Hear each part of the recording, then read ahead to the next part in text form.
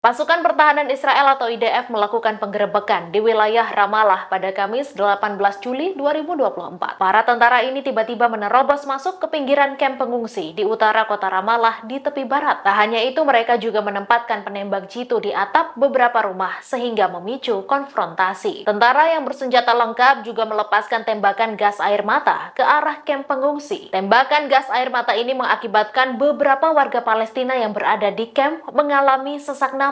Tak hanya hari itu, penggerebekan terus dilakukan oleh IDF sebelumnya. Saat ditanya apa alasan mereka, IDF hanya ingin mencari warga Palestina yang dicari. Mahkamah Tertinggi Perserikatan Bangsa-Bangsa membuat keputusan bahwa pendudukan Israel atas Palestina adalah ilegal. ICJ mengultimatum agar Israel menarik diri sesegera mungkin seiring dengan konflik antara Israel-Palestina. Pendapat ini tidak mengikat, namun dapat melemahkan dukungan terhadap Israel. ICJ pun menjelaskan kewajiban yang harus ditanggung Israel termasuk membayar ganti rugi atas kerusakan dan mengevakuasi semua pemukim yang ada. Namun Perdana Menteri Israel Benjamin Netanyahu dengan tegas menolak kesimpulan ICJ. Dalam pernyataannya di X, ia menegaskan bahwa Yahudi bukanlah penjajah di tanah mereka sendiri. Otoritas Palestina menyambut baik putusan Mahkamah Internasional atau ICJ yang menetapkan pendudukan Israel atas Palestina adalah ilegal. Presiden Palestina Mahmud Abbas menyebutnya sebagai putusan bersejarah oleh Mahkamah Internasional. Menlu Palestina Farsen Agabekian Shanin juga menyebut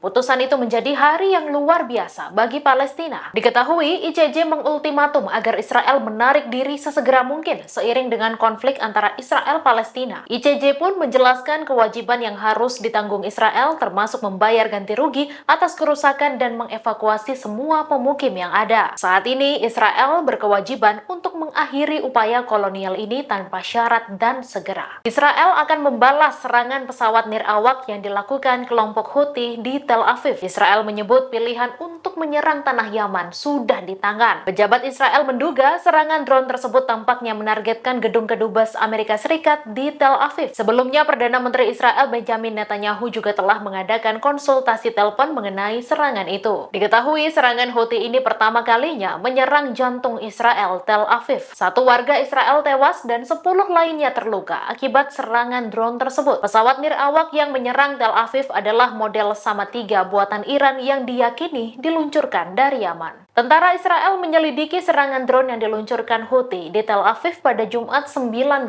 Juli. Perkiraan Israel, Houthi meluncurkan drone dengan jarak tempuh 2.000 km dan mengambil jalur baru untuk menyesatkan sistem pemantauan tentara. Perkiraan awal, drone itu melewati Sinai, melintasi Laut Mediterania, dilepas pantai selatan Israel. Kemudian terbang di ketinggian rendah dan sesampainya di Tel Aviv, ia turun hingga ketinggian beberapa puluh meter di atas permukaan air agar tidak ketahuan. Diketahui Israel gagal mendeteksi drone yang diluncurkan Houthi tersebut. Ini adalah pertama kalinya Israel mengakui Tel Aviv menjadi sasaran serangan udara yang datang dari Yaman. Lantaran sebelumnya Houthi hanya fokus pada operasi mereka terhadap sasaran Israel di Laut Merah agar menghentikan agresinya di jalur Gaza. Download Tribun X sekarang, menghadirkan lokal menjadi Indonesia.